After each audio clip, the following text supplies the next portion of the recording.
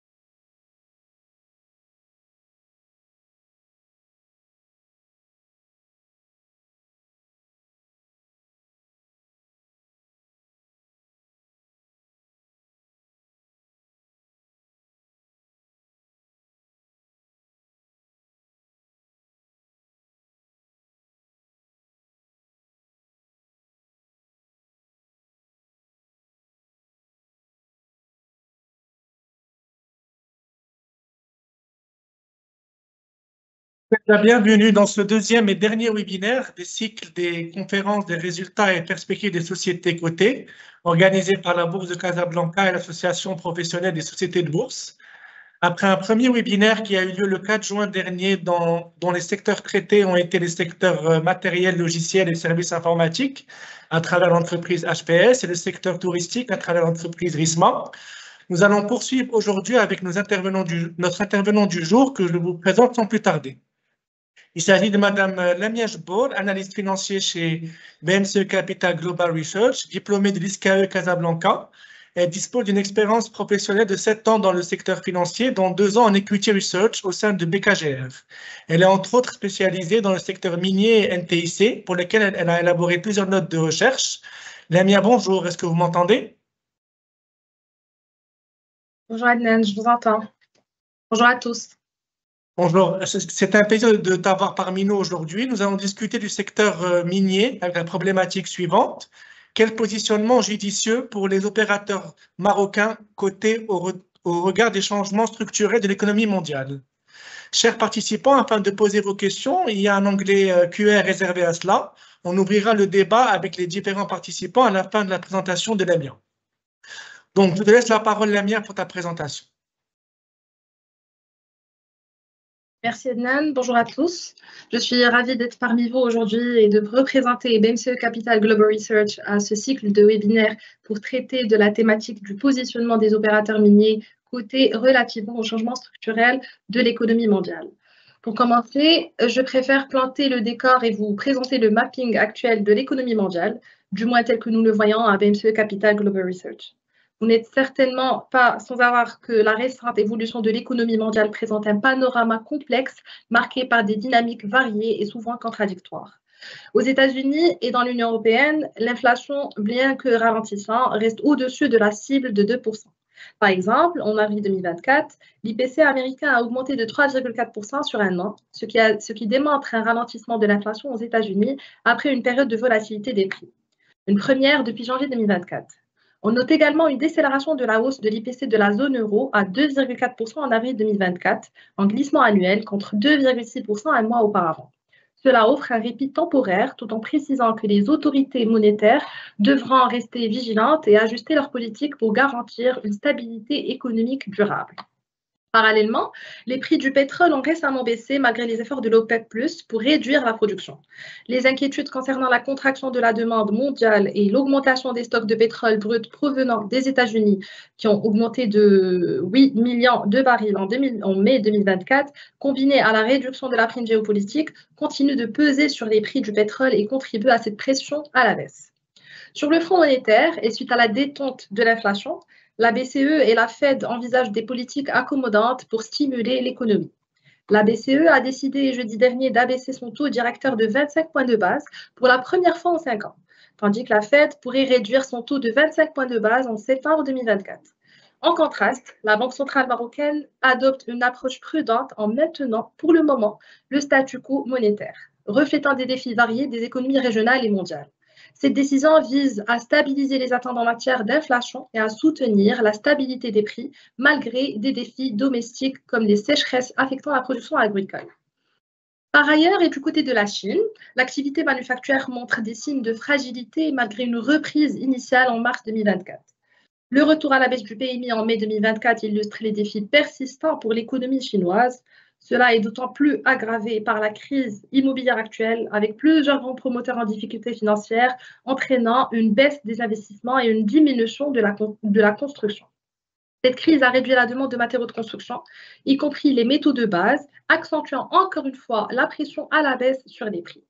La combinaison de la faiblesse de l'activité manufacturière et de la crise immobilière crée un environnement économique difficile, puisque la Chine demeure l'acteur majeur sur ce marché qui influence grandement les tendances mondiales. En supplément, les tensions géopolitiques continuent de peser sur l'économie mondiale. Par exemple, les sanctions contre la Russie en avril 2024 ont accentué les pressions à la hausse sur les prix des matières premières. L'interdiction par les États-Unis et le Royaume-Uni d'importer des métaux de base russes, tels que l'aluminium, le cuivre et le nickel, en est un exemple clair. Un autre facteur crucial est l'augmentation significative des catastrophes naturelles liées au dérèglement climatique. Les experts du groupe d'experts intergouvernemental sur l'évolution du climat prévoient une hausse de la température moyenne annuelle de la surface terrestre dépassant la moyenne mondiale. Et cette augmentation pourrait entraîner une perte de 1% à 5% du PIB mondial. Dans ce contexte macroéconomique global et climatique, le secteur minier se retrouve à un carrefour stratégique avec des enjeux cruciaux à gérer. La transition énergétique et la lutte contre le changement climatique créent des opportunités considérables pour ce secteur. L'orientation vers des énergies renouvelables en substitution des énergies fossiles, notamment dans l'automobile avec les motorisations hybrides et électriques, l'aéronautique ou encore le solaire, nécessite une augmentation de la production de métaux de base aujourd'hui devenus de transition comme le lithium, le cobalt, le cuivre ou encore le graphite, essentiel pour les batteries et véhicules électriques. Les initiatives dans le recyclage des batteries en fin de vie pour favoriser l'économie circulaire montrent également un engagement vers des pratiques plus durables en réduisant la dépendance aux ressources naturelles non renouvelables. De plus, le regain d'intérêt pour les métaux précieux, comme l'or, en période d'incertitude en raison de leur statut de valeur refuge, renforce l'attrait du secteur. Nous pouvons ajouter à tout cela la hausse de la demande industrielle d'argent en raison des investissements massifs dans les photovoltaïques, les panneaux solaires, les réseaux électriques et les réseaux 5G. Cependant, ces opportunités s'accompagnent également des risques. le secteur est exposé à la volatilité des cours des métaux au niveau international dans une conjoncture toujours incertaine. De plus, l'instabilité sécuritaire et politique impacte également la production de l'or dans certaines régions, notamment l'Afrique. On peut citer à titre d'exemple le Soudan et ce qui s'est passé durant l'année 2023. Notons également que les opérateurs affrontent un risque majeur d'épuisement des réserves des mines d'or avec des réserves mondiales estimées correspondant à 16 ans de production par les experts. En plus de cela, la dégradation des teneurs au niveau des mines ainsi que l'augmentation des cash costs dans un contexte inflationniste restent des défis majeurs à surmonter pour assurer la stabilité et la croissance durable du secteur. En examinant l'évolution récente des cours des métaux précieux, nous constatons une tendance haussière notable pour l'or et l'argent. Le cours de l'or a progressé régulièrement, atteignant environ 2345,8 dollars l'once, avec une augmentation de 13% depuis le début de l'année 2024 et de 17,8% en UOI. Cette performance reflète la résilience de l'or dans un contexte économique incertain. Parallèlement, le cours de l'argent a suivi une trajectoire ascendante similaire, s'établissant autour de 30,44 dollars l'once. Depuis le début de l'année 2024, l'argent a enregistré une progression de 27% en year-to-date et de 23% en UOI. Cette tendance positive souligne la robustesse de l'argent, soutenue par une demande industrielle croissante. Après avoir analysé les tendances haussières des métaux précieux, étudions maintenant l'évolution des cours des métaux de base qui montrent des dynamiques variées et significatives pour le cobalt, le cuivre et le plomb. Commençons par le cours du cobalt qui a pris une direction baissière après la chute enregistrée en 2023 en raison de la surabondance de l'offre au niveau mondial, enregistrant une diminution de 7% depuis le début de l'année 2024 et de 8% en UOI pour atteindre environ 26 908 dollars la tonne. D'autre part, le cuivre a affiché une progression modérée sur une augmentation de 17% en year-to-date et de 20,7% en UOI pour atteindre environ 10 040 dollars la tonne. Cette performance est soutenue par une demande stable et des perspectives favorables dans les secteurs utilisateurs de cuivre. Le plomb, quant à lui, a montré une légère hausse de 10% en year-to-date et de 4,6% en UOI, atteignant environ 2273 dollars la tonne. Cette augmentation reflète une demande accrue et une offre relativement contrainte sur le marché du plomb. Enchaînant maintenant avec le secteur minier au Maroc, hors phosphate, en attendant une éventuelle IPO de l'OCP ou de l'une de ses filiales. Ce qui est essentiel à retenir, c'est la contribution du secteur au PIB national, qui est estimée à hauteur en moyenne de 10%, intégrant l'exploitation du phosphate, qui à lui seul contribue à hauteur de 90% du secteur. Le plan Maroc Mine prévoit notamment que les revenus générés par l'exploitation minière hors phosphate au Maroc devraient dépasser 15 milliards de dirhams d'ici 2030, contre 6,5 milliards de dirhams en 2020. Pour rappel, le Maroc joue un rôle significatif sur la scène mondiale dans la production de minerais, avec plus de 2,6 millions de tonnes de production hors phosphate à fin 2021, selon les dernières données publiées sur le site du ministère de la Transition énergétique et du Développement durable. Le Maroc est classé à travers ses 6 acteurs et ses 259 mines en termes de production, 5e en termes de production d'or en Afrique, 17e au niveau mondial en termes de production d'argent et premier en Afrique, 3e en Afrique au niveau de production de cobalt et 12e au niveau mondial, 6e en Afrique au niveau de la production du nickel et 28e mondial, et 4e au niveau mondial au niveau de la production du baryte et premier en Afrique. En termes de licences, 3 579 permis de recherche sont octroyés à travers le Royaume et plus de 1071 licences d'exploitation également. Au niveau des exportations, le secteur minier contribue aux exportations nationales à hauteur de 26%, incluant bien évidemment les phosphates. Cela nous amène naturellement aux opérateurs miniers marocains cotés. Donc, commençant par le groupe minier international Managem, créé en 1928 et introduit en bourse en 2000, l'acteur est implanté dans 9 pays d'Afrique, expert sur toute la chaîne de valeur, de l'exploration, l'extraction, la valorisation des minerais jusqu'au marketing et la commercialisation des matières premières. Grâce à son portefeuille équilibré et à fort potentiel de croissance, alliant métaux précieux, or et argent, et métaux de base, cobalt, cuivre, plomb et zinc, le groupe, à travers ses 50 projets d'exploitation, approvisionne des clients présents dans le monde entier et dispose d'un patrimoine minier de 46 000 km² avec 22 unités industrielles. Le groupe Managem a acquis une expertise pointue dans la chaîne de valeur de l'industrie minière, notamment en matière de recherche et d'exploration, qui représente à elle seule 25% des investissements consolidés du groupe. Managem est l'opérateur de référence en Afrique sur les activités aurifères, notamment avec les 3 acquisitions stratégiques des actifs Bambouk au Sénégal, Mali et Guinée. La restructuration en interne en 2 pôles d'activité, l'or à travers le pôle Managold et les métaux de la transition énergétique à travers Managreen, compte parmi ses forces et le groupe devrait profiter des possibles cotations à terme des 2 nouveaux pôles, Managold et Managreen, sur les marchés internationaux. La finalisation de la construction de l'unité de traitement et de recyclage des déchets des batteries de Black Mass et le lancement des tests de démarrage ainsi que la poursuite des travaux de construction du projet Cuprifère de Tizet pour une entrée prévue en service au S2 2025 présente également des forces du groupe. Au niveau des faiblesses, on note le renchérissement du coût des intrants en lien avec le contexte international, ainsi que la baisse des teneurs d'argent et du cobalt au niveau de certains gisements marocains. Enfin, et au volet des menaces, on note l'instabilité politique dans certains pays africains où Managem est présente, notamment le Soudan et la Guinée. Passons à présent à SMI, la société métallurgique Dimiter, qui est la filiale argentifère de Managem et qui opère le gisement argentifère Dimiter situé à 150 km de Ouarzazate. Dimiter se distingue particulièrement par la qualité de son minerai et compte parmi les rares mines au monde où l'argent peut s'exprimer sous sa forme native et produit des lingots d'argent métal d'une pureté de 99,5%. La poursuite du programme d'exploration et des efforts d'amélioration de l'exploitation souterraine pour faire face à l'évolution de la morphologie du gisement constitue une des forces de la filiale argentifère du groupe, avec un budget de 175 millions de dirhams alloués aux travaux de recherche et d'infrastructures minières à fin 2023, ainsi que l'amélioration remarquable des teneurs, plus 14% au niveau de la mine à fin 2023.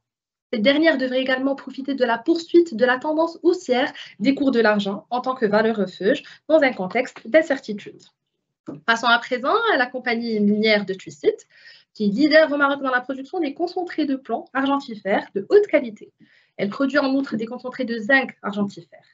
Établie au départ au Maroc oriental puis au Moyen Atlas où elle exploite actuellement la mine de Tirza, la société dispose d'un important portefeuille de permis de recherche en métaux de base et en métaux précieux dans plusieurs régions du Maroc à travers ses 3 sites en exploitation, dont 2 en développement, 13 concessions, 7 licences d'exploitation, 6 permis d'exploitation et 8 permis de recherche. La création de la filiale à 100% Twisit International Corporation afin d'initier une prise de participation initiale de 9,2% dans des projets miniers d'or en RDC constitue l'une des forces de la CNT. Au volet des menaces, on signale le contrôle en cours de l'Office d'échange relatif à des opérations d'investissement à l'étranger effectuées entre 2012 et 2022 qui ont été provisionnées à hauteur de 55 millions de dirhams, ainsi qu'à un éventuel défaut de rapatriement partiel du chiffre d'affaires à l'export. Au volet boursier, Managem traite aujourd'hui à un cours de 2300 dirhams, soit une performance YoY de 33,3%. Son PER en 2024, selon nos prévisions et sur la base du cours actuel, devrait s'établir à 43,7 fois. S'agissant de la valeur SMI, celle-ci traite aujourd'hui à un cours de 2300, soit une performance exceptionnelle en year-to-date de 73,85%. Son PER en 2024 est toujours selon nos prévisions et sur la base du cours actuel, devrait s'établir à 18,2. Notons également qu'un retour à la rétribution actionnariale a été voté cette année lors de l'AGO avec un DPA de 80 dirhams au titre de l'exercice 2023 versus un DPA nul en 2022. Et c'est un point fort qu'on ne peut s'empêcher de mentionner puisque le dividende reste très attractif avec un dividende yield de 6% en 2023 contre 3,3% pour le marché, faisant d'elle une valeur intéressante en termes de rendement pour les investisseurs. Passons à présent à CMT, qui traite à un cours de 1362 dirhams, soit une performance de 24,9%. Son PER en 2024, selon nos prévisions et sur la base du cours actuel, devrait s'établir à 2,2 fois. Au volet rendement, le dividend yield de 5,5% en 2023 qui dépasse la moyenne sectorielle fait de la valeur une valeur de rendement. En termes de positionnement, et comme mentionné précédemment, le groupe Managem est spécialisé dans l'extraction des métaux précieux, or et argent, à travers sa business unit Managold, et des métaux de base, cuivre, zinc, cobalt, plomb, ou des métaux de transition énergétique, à travers sa business unit Managreen. Le groupe devrait profiter de la flambée des prix de l'or ainsi que de la croissance prévue de sa production, s'inscrivant dans le cadre du développement des grands projets aurifères à l'international, à travers les dernières acquisitions des actifs bambouk, d'une part, et renforcer son positionnement minier en se développant vers la transformation des métaux au service des industries de la transition énergétique, notamment les véhicules électriques, les batteries, le réseau électrique et le secteur de l'éolien. Notons que le groupe aspire à se positionner comme fournisseur majeur de métaux critiques pour les industries lancées dans la transition. Un partenariat commercial a été conclu avec le groupe Renault, portant sur la construction de la première unité de sulfate de cobalt à Gemassa pour la fourniture d'un produit raffiné à haute valeur ajoutée en remplacement des produits bruts, représentant un investissement d'environ 63 millions de dollars. Le constructeur français s'est engagé sur un contrat d'achat de 80% de la production de sulfate de cobalt auprès de Managem afin de répondre à la demande croissante des véhicules électriques sur le marché. Le groupe aurait également lancé la production du cobalt premium décarboné en partenariat avec le géant de l'automobile BMW pour la conversion mondiale de son parc automobile vers des mobilités décarbonées. Pour ce qui est de la filiale argentifère de Managem, SMI, cette dernière devrait profiter de l'évolution favorable des cours de l'argent dans le sillage de la hausse de la demande industrielle d'argent en raison des investissements massifs dans les photovoltaïques, les réseaux électriques et les réseaux 5G. Notons également que la demande globale d'argent dans la fabrication des panneaux solaires a augmenté de plus de 150% au cours de la dernière décennie en raison de l'augmentation de la production d'énergie solaire et SMI devrait également profiter de cette niche. En passant à CMT, qui est spécialisée dans la production des concentrés de plomb argentifère, zinc argentifère de haute qualité et argent, et qui devrait profiter de la hausse prévue de sa production à travers l'entrée en service du nouveau puits de Tirza prévu en 2024 et des considérations de développement de synergie avec le groupe AMG pour la valorisation des ressources minérales africaines et la promotion d'une intégration régionale plus forte. Donc, pour les besoins de l'évaluation des opérateurs miniers cotés, nous nous sommes basés sur la méthode d'actualisation des cash flows futurs, la méthode DCF. Et notre modèle DCF fait ressortir un cours cible de 2126 pour Managem avec une recommandation de conserver, un cours cible de 2113 pour SMI avec une recommandation à conserver encore, et un cours cible de 1542 pour CMT avec la même recommandation de conserver. Nos valorisations ne reflètent pas nos arguments positifs en raison de la hausse spectaculaire, comme mentionné précédemment, des cours des opérateurs miniers marocains et comme vous pouvez également le constater sur les graphes, avec des performances year-to-date dépassant 30% pour Managem, 70% pour SMI et 20% pour CMT. Donc, malgré l'intégration de l'ensemble des projets en cours dans nos prévisions et de leur contribution aux revenus des opérateurs, nous préférons pour le moment adopter une posture prudente, notamment que le contexte reste global reste empreint d'incertitude. Donc voilà, ce sera tout pour moi. Je vous remercie pour votre attention. Pour cette présentation. On peut demander à avoir des questions, donc je vais commencer à poser la première question. Quelles sont les perspectives d'évolution pour les métaux précieux et les métaux de base?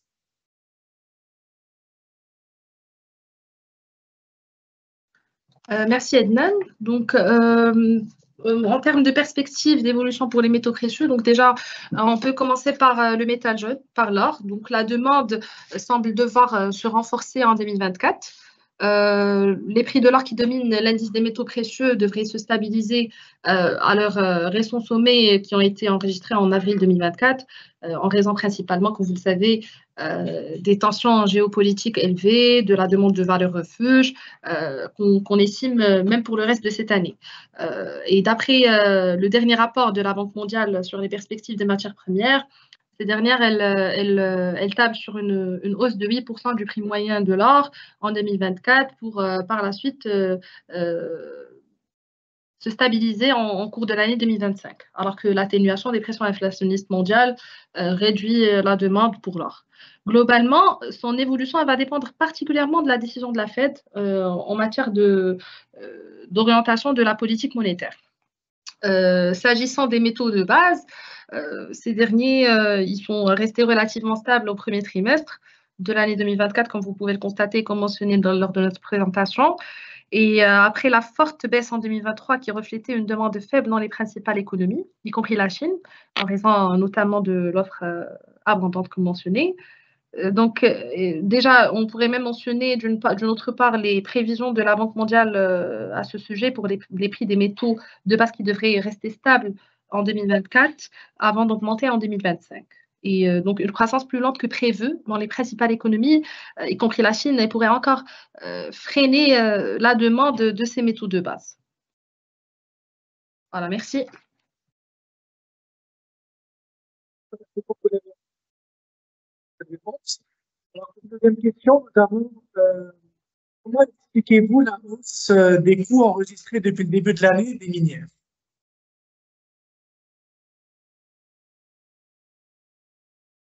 Merci Ednan. Donc, justement, pour la hausse spectaculaire qui a été enregistrée et comme mentionné lors de notre présentation, on a tous remarqué la performance de SMI depuis le début de l'année, dont le cours il a pris plus de 76%, ou encore Managem, dont le cours il a augmenté de plus de 30%, et CMT avec sa hausse qui dépasse les 28%. Ceci confirme encore une fois la réaction du marché face au changement et les opérateurs aurifères, ils devraient forcément tirer profit de cette conjoncture. Mais de notre part, les cours des minières intègrent une bonne partie des perspectives favorables du secteur. Merci. En fait, on a une question pour le titre Managem. Comment expliquez-vous la baisse des revenus de Managem au T1 2024 malgré la reprise des activités de l'or au Soudan? Alors pour Managem et pour ce qui est des résultats trimestriels du premier T1 2024, ce qu'il faut noter, c'est que l'appréciation des cours des métaux précieux, elle n'a permis d'atténuer que partiellement la baisse de la production du cobalt provenant de la mine de Bouazer et la suppression temporaire des activités sur le site de Gmassa en raison du séisme d'El Haouz, ayant induit à la baisse des revenus de 13% à 1,935 milliard. Les cours de l'or ont certes augmenté, mais ce n'est que vers la fin du mois de mars. Donc, on ne peut pas lier ça aux réalisations, aux revenus de la minière au T1 2024.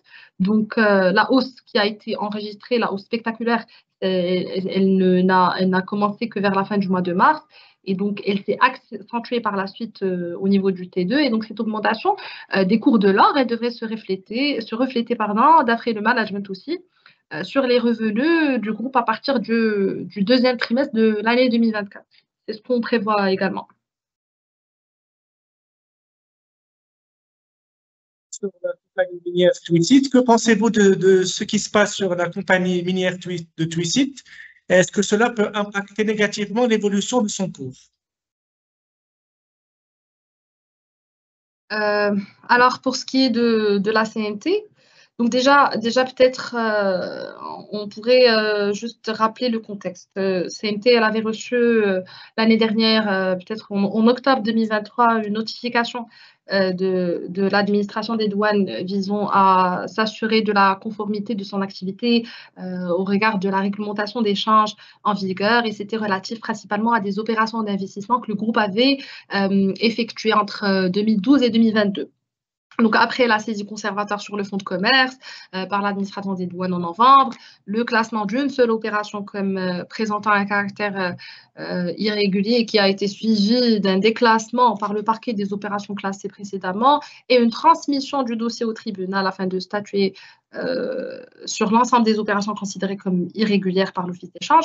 Le cours de la CNT avait clôturé l'année avec une contre-performance year-to-date de moins 35,1%. Donc, il avait clôturé l'année 2023 avec une contre-performance assez marquée. Donc, ce qui a reflété l'impact négatif du contrôle qui est toujours en cours de l'Office d'échange. Aujourd'hui, le groupe a porté le total de la dotation, comme on a mentionné lors de notre présentation, pour couvrir le risque inhérent à ce contrôle à un montant de 55 millions de dirhams. La question qui se pose aujourd'hui, est-ce que c'est suffisant? D'autre part, le dirigeant de la CNT aurait fait l'objet d'une tentative de chantage. À date, nous ne disposons pas de plus d'informations à ce sujet. et nous pensons qu'il faut laisser le temps à la justice pour faire son travail. Mais est-ce que cela impacterait l'évolution du cours? Probablement que les tensions actionnariales pourraient d'une autre part impacter. Elles devraient être atténuées par les réalisations prometteuses de la société, que nous jugeons très prometteuses.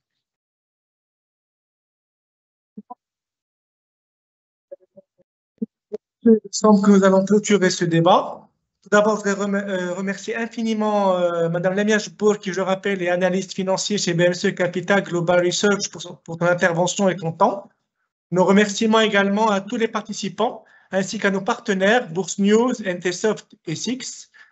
Voilà pour ce webinaire. Merci à toutes et à tous pour votre attention. Très bonne fin de journée et à l'année prochaine pour la 6e édition. Merci Adnan, merci à tous. Merci.